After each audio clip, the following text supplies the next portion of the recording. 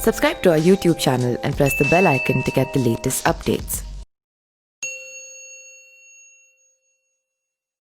नमस्कार, मैं पिंटू सिंह यादव आप सभी का स्वागत करते हैं न्यूज़ लाइव में। आप सभी को पता है कि जिस तरीके से कोरोना काल में हमारे देश के बॉलीवुड इंडस्ट्री के लोग जिस तरीके से दुनिया को अलविदा कह रहे हैं, चाहे हम बात करें ऋषि कपूर द लीजेंड की बात करें या फिर अपने एक्टिंग से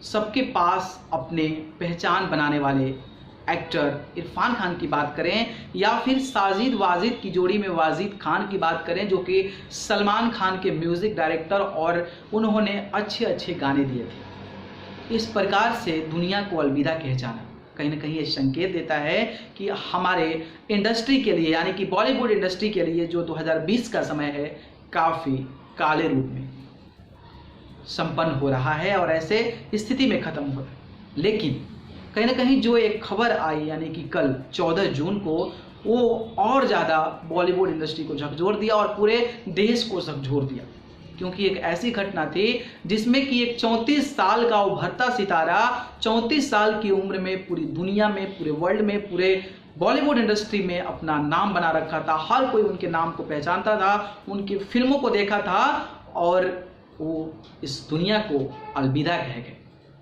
अहम बात यह है कि उन्होंने 34 साल की उम्र में फांसी लगाकर आत्महत्या कर ली, पंखे से लटक कर। सोचिए कि सुशांत सिंह राजपूत आखिरकार किस स्थिति से गुजर रहे थे। आखिरकार उनके मन में क्या ऐसा तनाव था जिनको कि ये उनको आखिरी फैसला लेना पड़ा। स्थिति कहीं ना कहीं गंभीर जरूर रही होगी, कुछ बहुत बड़ी दिक्कत हुई होगी, जिसके चलते इतने कम उम्र में इतना सक्सेसफुल, इतना सफल इंसान आखिरकार इस दुनिया को अलविदा कहने का ऐसा फैसला जो है कैसे ले सकता है। बचपन से ब्रिलियंट, कॉलेज में दाखिला लिया था तो उस टाइम AIEEE में 7th रैंक पूरे ऑल इंडिया में, फिजिक्स ओलंपियाड, कई सारे टेक्नोलॉजी के मामले में वो आगे रहे। कम उम्र में उन्होंने डांसिंग की, बैकग्राउंड डांसिंग किया, सीरियल में काम किया, एक्टिंग के तौर पर अपना पूरे बॉलीवुड इंडस्ट्री में दबदबा मचाया। लेकिन इस कम उम्र में ऐसा स्थिति आखिरकार क्यों? कहीं ना कहीं ये मिस्ट्री है और इसको सुलझाने में पुलिस लगी हुई है। हालांकि जो भी अपडेट होते रहेंगे मैं आपको लेकर आता रहूंगा, लेकिन मैं सुशांत सिंह राजपूत की वो आखिरी 24 घंटे के बारे में बात करूंगा जो कि सुशांत सिंह राजपूत ने अपनी आत्महत्या से पहले वो 24 घंटे किस तरीके से गुजारे थे। कल हुआ था उनका निधन, 12:30 बजे के करीब में ये सारी खबर आई और पूरे देश में ये खबर वायरल हुई और पूरे देश में ये खबर पहुंची, लोगों के पास पहुंची कि सुशांत सिंह राजपूत ने इस दुनिया को अलविदा कह दिया है, फांसी लगाकर, पंखे से लटक कर। रीजन किसी को नहीं पता, पुलिस जांच कर रही है। लेकिन वो 24 घंटे कैसे थे उनके, उस लास्ट 24 घंटे के बारे में बताऊंगा। बात करें हम 23 तारीख को तो बात करें हम 13 तारीख यानी कि 13 जून की, तो 13 जून को पूरे दिन सुशांत सिंह राजपूत अपने दोस्तों के साथ थे। खुशी खुशी, ऐसे दोस्त उनके कह रहे थे कि खुशी खुशी बातें हो रही थी, किसी प्रकार का डिप्रेशन नहीं था, किसी प्रकार का मन मुटाव नहीं था। हमने हंसी खुशी के साथ हम लोग पूरा दिन बिताए। इसके बाद आता है रात का समय। तो रात का समय आता है यानी कि 13 तारीख को 12 बजे रात को, 13 तारीख को ही सुबह में अच्छी कटी जिंदगी इनके दोस्तों के साथ, लेकिन 13 तारीख को रात में 12 बजे एक एक्टर को कॉल करते हैं। अपने एक्टर को कॉल करते हैं और एक्टर वो कॉल नहीं उठाता है। इसके बाद शायद सुशांत सिंह राजपूत सो गए होंगे या फिर जिस प्रकार की उनकी स्थिति चल रही थी, इससे अंदाजा लगा सकता है कि शायद वो नहीं सोए होंगे, लेकिन कमरे में बंद थे, तो इसका मतलब ये है कि कमरे में वो उसके बाद से ही बंद थे 12:30 बजे। इसके बाद जैसा सुबह का सबका दिन होता है, 6:30 बजे उठे सुशांत सिंह राजपूत, फ्रेश हुए, नाश्ता भी शायद किए थे और इसके बाद उन्होंने 9:30 बजे अपने सिस्टर को कॉल किया।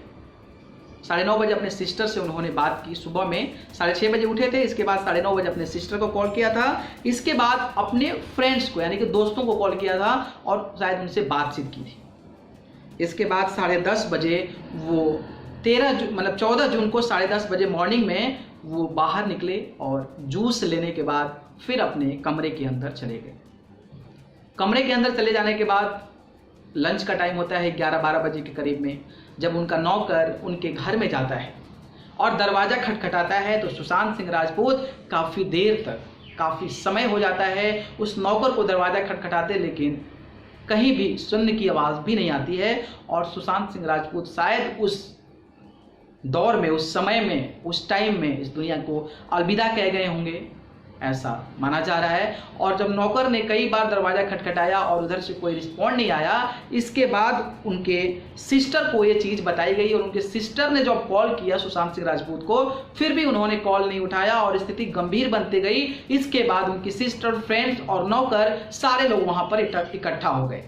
दरवाज़ा तोड़ने की कोशिश की गई, हालांकि दरवाज़ा तगड़ा था, शायद इसलिए नहीं टूटा। इसके बाद एक जो डुप्लीकेट की यानी कि चाबी बनाते हैं उनको बुलाया गया और इसके बाद डुप्लीकेट चाबी बनाकर जब दरवाज़ा खोला गया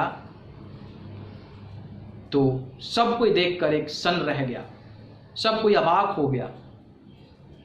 देखा, जैसे ही दरवाज़ा खुला देखा कि किसी व्यक्ति की पंखे से शॉल लटक रही है और कोई और नहीं, किसी और नहीं, वो सुशांत सिंह राजपूत थे। इसके बाद से आनंद फानन में उनकी सिस्टर और उनके कुछ दोस्तों की मदद से उनके जो अंतिम शव है उसको उतारा गया और बेड पर रखा गया।